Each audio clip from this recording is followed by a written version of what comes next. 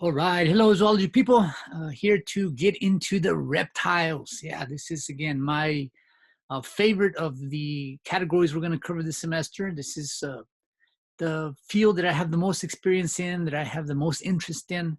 So I am eager to get into the reptiles. So let's get these PowerPoints going here.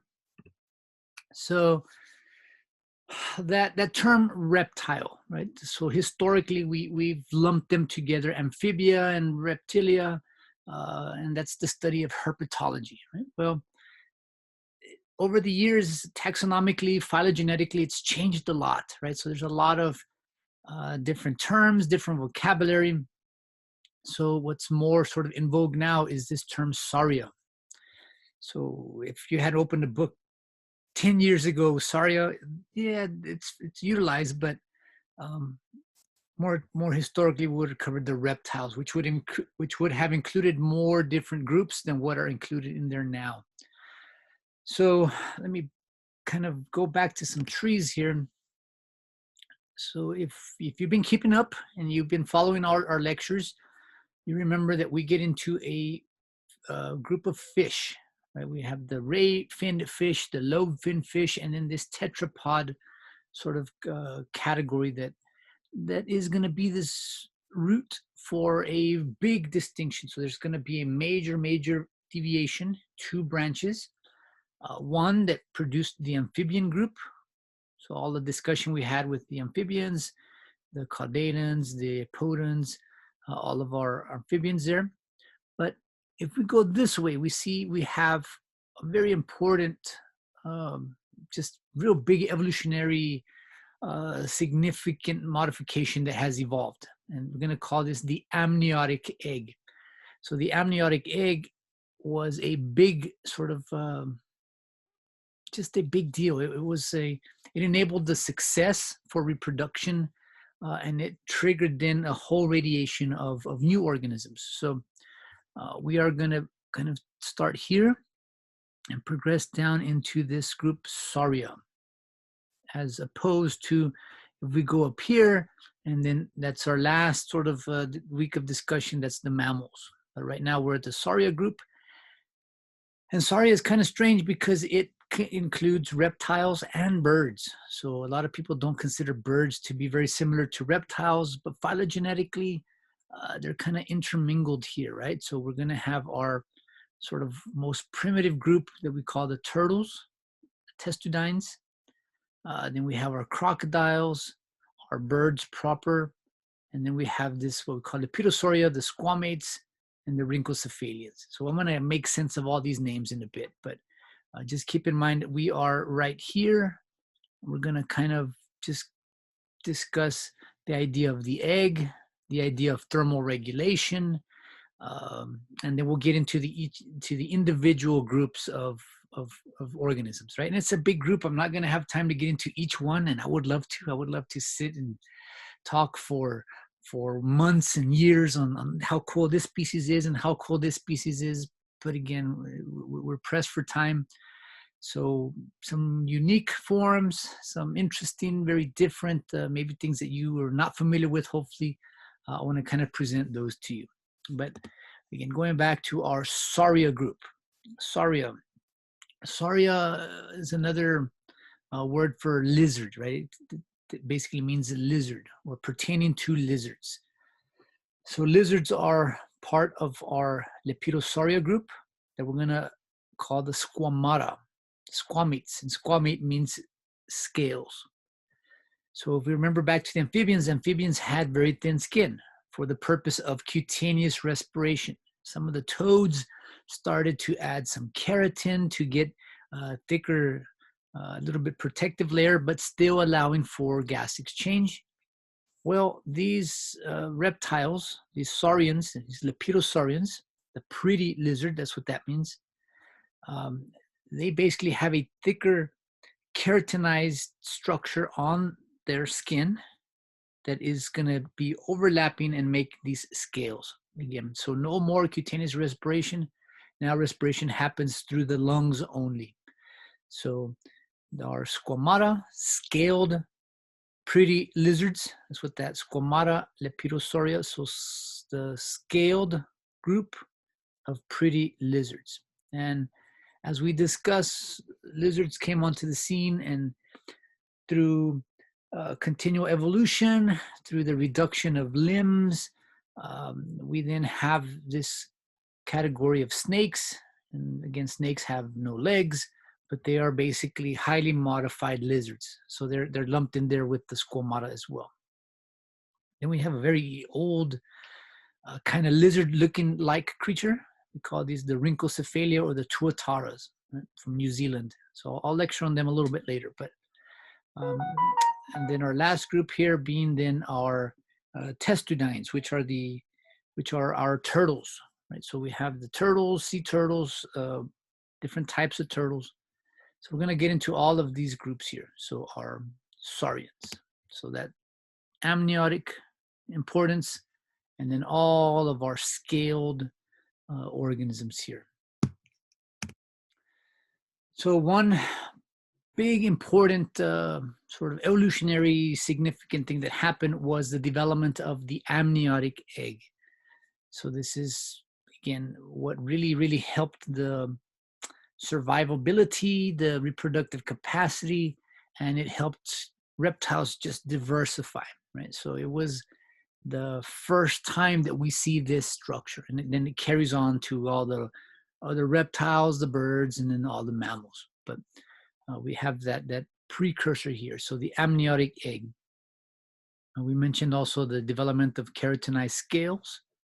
So you can see those little scales on that little baby Gila monster, scales on that little turtle, that little testudine. And then we have this type of idea of poikiliothermic metabolism.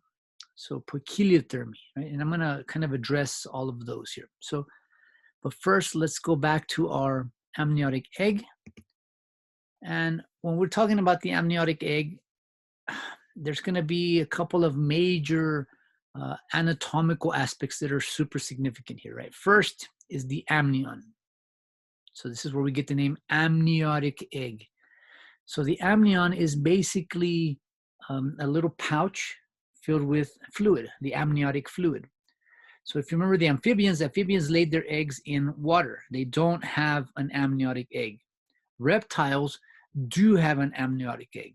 So instead of having to lay your eggs in the pond, in the water, you kind of bring the water in the pond into the egg. So the egg will have this little pouch filled with amniotic fluid, and the little baby develops inside of that amniotic fluid. So if you've ever heard of a pregnant woman almost ready to go into labor, she will say, "Oh, my water broke." And as a child, I would think, "Well, I didn't know water could break. Did you know water could break? I didn't know water could break." But it's not that the water breaks, it's the amniotic sac that ruptured. And it's that amniotic fluid that is being released, right? So humans share that. All of us spent the first 9 months of our life floating around in this amniotic solution, just like a primitive reptile would. So we do share that in common, that amniotic pouch, amniotic sac filled with amniotic fluid. Now, since we're talking about eggs, we know that reptiles will be oviparous, right? We're talking about the oviparity, oviparous, egg laying. There are some other modifications, the ovovivipary and vivipary, so live birth, having eggs but not laying the eggs. The eggs actually develop inside but still feeding on yolk. And then now this ovipary that we're going to focus on here. So oviparous reptiles having this amniotic egg nourished by yolk. So that yolk is going to go in there and feed just like the yolk would feed a baby chicken, right? So they feed on that yolk. So the yolk is mom's sort of lunch box, a little meal that she will kind of put in there at the beginning of that development of the egg. The shell, that leathery shell is deposited around, and that's all that nutrition that embryo has. So hopefully it's enough to nourish it to be able to hatch to full development there. So we also have this you notice here is like this orange layer. This orange layer is actually a French word. Um, you might pronounce it the allantois. It's not quite the allantois, it's the allantois, right? The allantois. Allantois is basically the trash can or the bathroom. Yeah? So yolk will go in through the umbilical area. The baby metabolizes, and then the baby has to excrete the waste, right? So the waste then goes into this orange pouch, this allantois, right? So at the beginning of development, you have a large yolk and a small allantois. As incubation happens, as that the baby develops, then that kind of flip-flops. So the yolk gets smaller, and more of that space is taken up by the allantois. So we have food, the yolk, garbage, the allantois, developmental fluid, which is then the amnion, amniotic fluid. And then lastly, we have this chorion tissue. So the chorion is highly innervated. It's got a lot of blood vessels on there. And the chorion is basically going to serve as a respiratory organ for the egg. So remember, the embryo is in fluid. It's underwater, right? We developed underwater. But that chorion is going to then be able to diffuse oxygen throughout that leathery shell. So oxygen in, carbon dioxide waste goes out. So an important 4 qualities of an amniotic egg. It's a really good test question, right? So 4 qualities of an amniotic egg: the amnion, the yolk, the allantois, and then the chorion. So all that, again, protected by this, not a brittle egg. It's not like a chicken egg that breaks. It's a very squishy, flexible, leathery egg that we have in reptiles. So again, you can kind of see it doesn't crack open, it just kind of tears open. So there's some tears, there's tears. Lizards can actually scratch their way through. Snakes would have a little scale. You can see it right there, like a little tooth, like a little egg tooth that they wiggle back and forth and actually tear through that leathery shell. So the reproductive strategy for reptiles, and then that amniotic egg that carries over into birds and actually carries over in a different way, but into mammals as well. So that amniotic egg, very, very critical for the radiation of species that happen for reptiles. So what is the ecological importance of this amniotic egg? Right, 1, reptiles are no longer limited to water for reproduction. You don't have to reproduce by a lake, by a pond, by a stream. You bring the water with you in that little egg. So how in the world can this snake live in this harsh desert? Well, I mean, they have modifications for a limited water supply, but 2, they don't need to have a pond in order to lay their eggs. So this is in contrast to amphibians. So whereas amphibians are limited to moist habitats, reptiles can go off into drier desert habitats. And again, El Paso is a really good place to study reptiles, a lot of different species of reptiles. How do they survive? Well, they're well adapted to the desert, and 2, they can reproduce with this amniotic egg.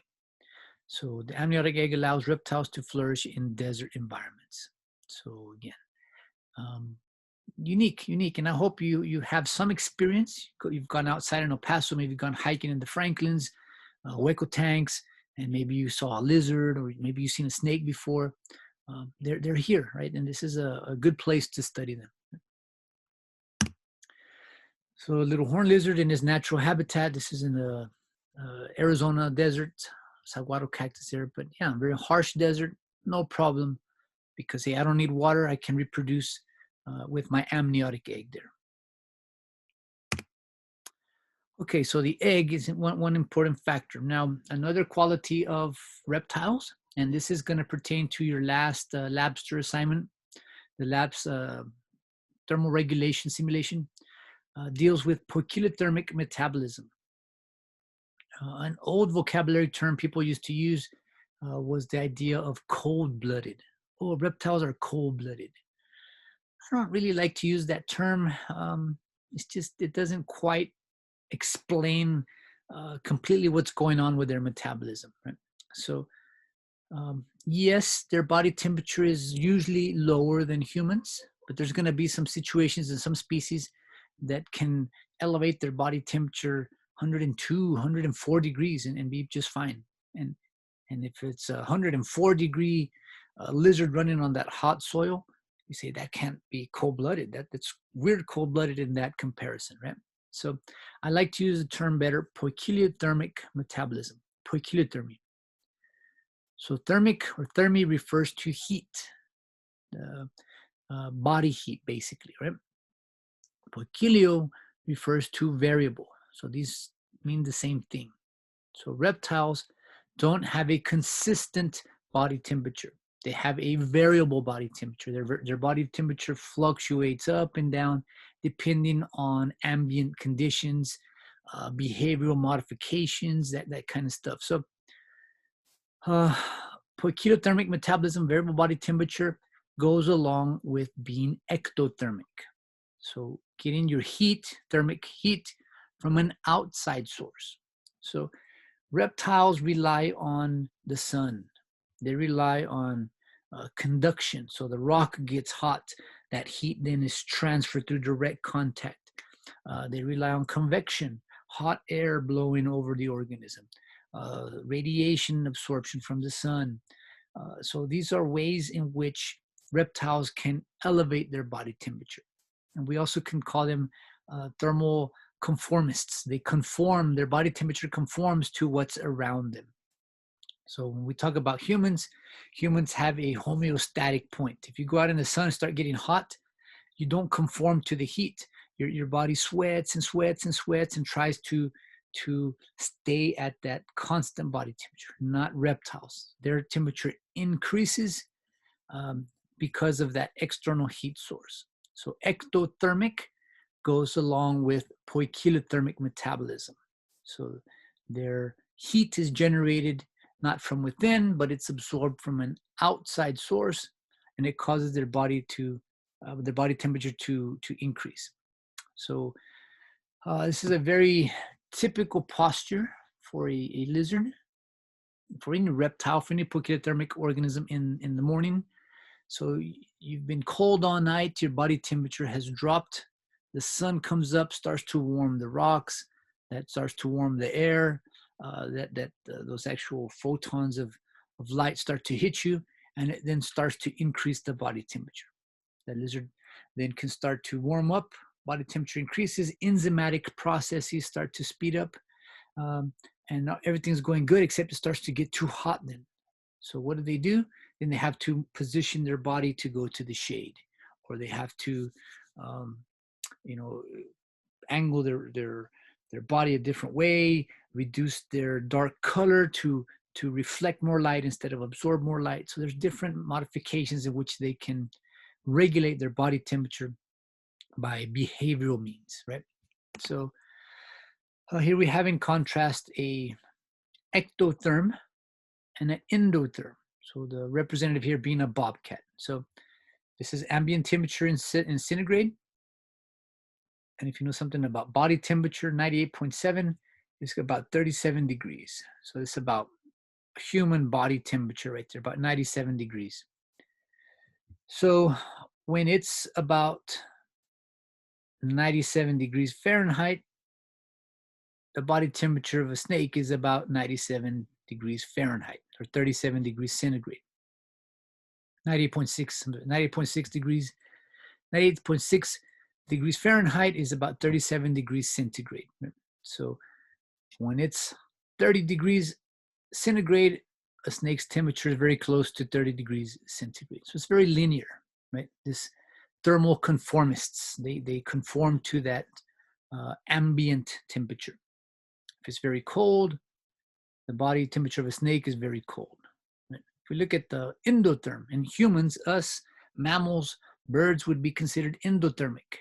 They generate their heat from inside. We burn calories to stay warm. Reptiles, no, if it's cold, I'm not going to go anywhere. I'm not going to burn calories. I'm going to save that energy and not just waste it trying to stay warm. So it's very cold. Well, that endotherm is still trying to keep their temperature up pretty high. Right? It's very hot. They're still trying to keep their temperature pretty consistent. So we know that ectotherm for a snake, ectotherm pertains to poikiliothermy. Ectotherm pertains to poikiliothermy. For endotherms, endotherms is going to pertain to homeothermic. So they're homeotherms. They kind of keep their temperature at a consistent point. They don't have variable body temperature. It's consistent. So homeotherm for the bobcat, poikiliotherm for the snake. Where does the snake derive its heat? From outside. So they're ectothermic poikiliotherms. Bobcats would be endothermic homeotherms. So just a lot of vocabulary thrown your way, but I hope that makes sense.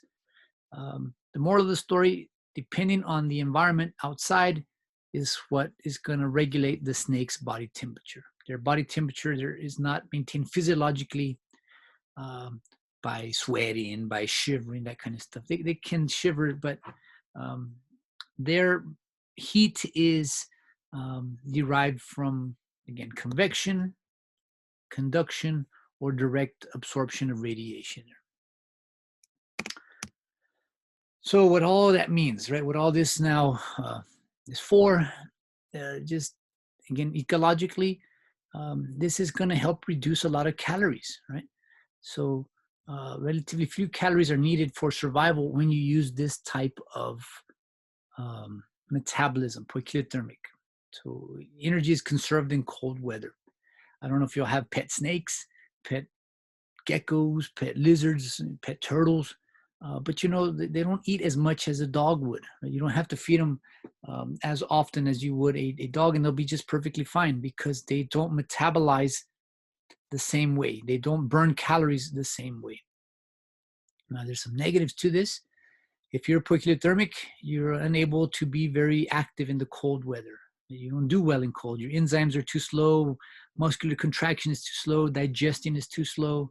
So you don't do well in the cold.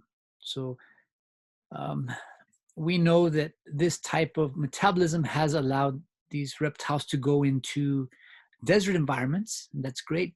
But we typically then find them only in sort of what we call temperate or tropical environments. Once you get up too far north, too far south, we don't find reptiles because it's too cold. Right? They can't generate enough heat externally to carry out their normal physiology there, right? So I hope that makes sense, and I hope that gives you enough information then to complete your last simulation. So I'm going to stop this one now, and then keep an eye out throughout the week. I'll be discussing turtles, and then we'll get into lizards, snakes, and the rest of the lepidosaurians there, right? So with that, have a good day, and I'll continue with this throughout the week.